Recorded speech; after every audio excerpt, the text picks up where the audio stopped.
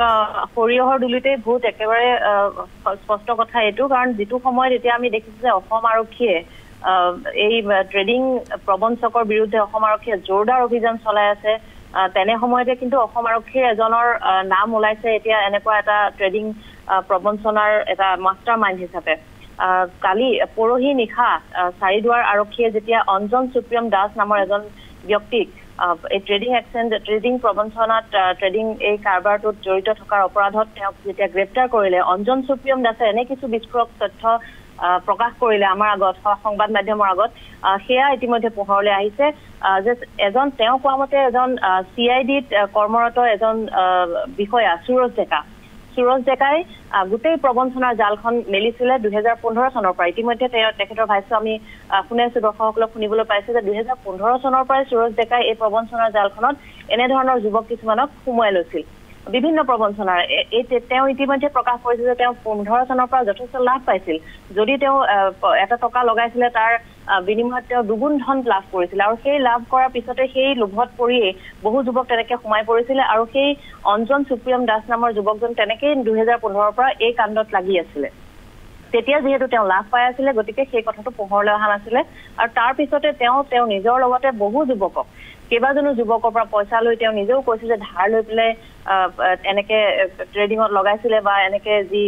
যিজন সুৰজ ডেকাক দিছিলে ট্ৰেডিঙত লগাবৰ বাবে তেওঁ বিভিন্ন কথা কৈছে এতিয়া যে তেওঁ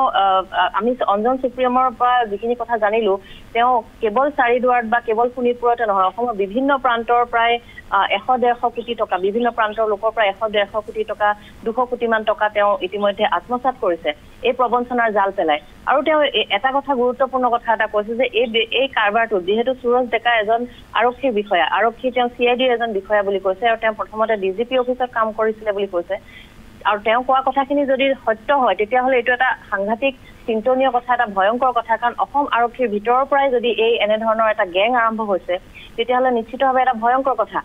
সুৰজ ডেকাই প্ৰথমতে DGP অফিচত কাম কৰিছিলে বুলি তেওঁ কৈছে আৰু DGP অফিচৰ পৰা কিছু আৰ্থিক তেওঁ বিত্তীয় অনিয়ম কৰি পেলাই তেওঁ তাৰপৰা খেদা খাইছিলে আৰু তাৰপৰা ডিমোশ্যন হোৱা বুলিও আমি জানিব পাৰিছো আৰু তাৰপিছত তেওঁ এতিয়া CID মুখ্য কাৰ্যালয়ত কৰ্মৰত হৈ আছিলে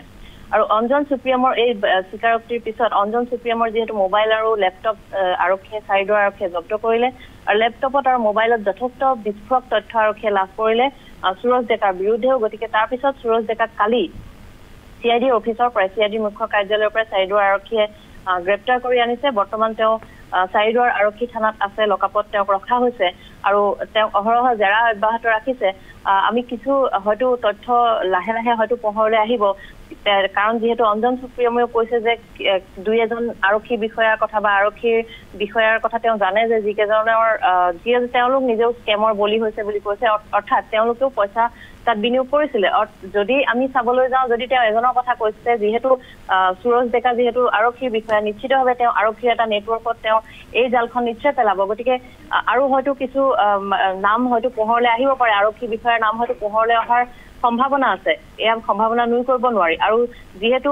অঞ্জন সুপ্ৰিয়ম দাসে 2015 চনৰ পৰাই সুৰজ ডেকাৰ যোগাযোগত এনে ধৰণৰ তেওঁ মাইনিং বুলি কৈছে মাইনিঙত তেওঁ পইচা লগাই আছিলে আৰু তেওঁ চাৰিদুৱাৰ বা বালিপাৰা চাৰিদুৱাৰ এই অঞ্চলৰ বিভিন্ন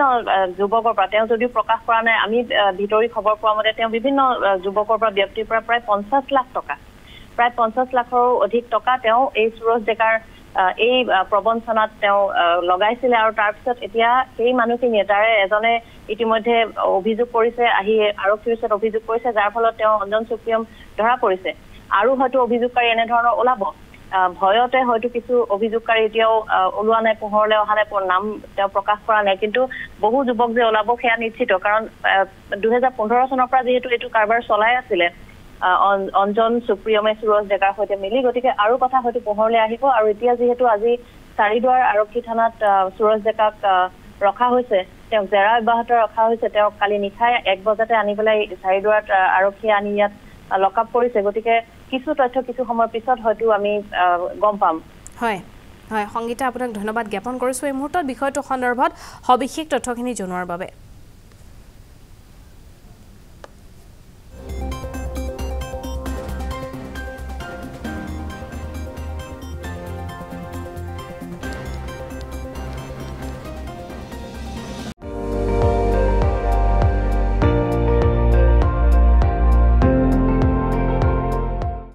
আপুনি চাই আছে ND24 সৰ্বশ্ৰেষ্ঠ নহয় সৰ্বোত্তমৰ দৌৰত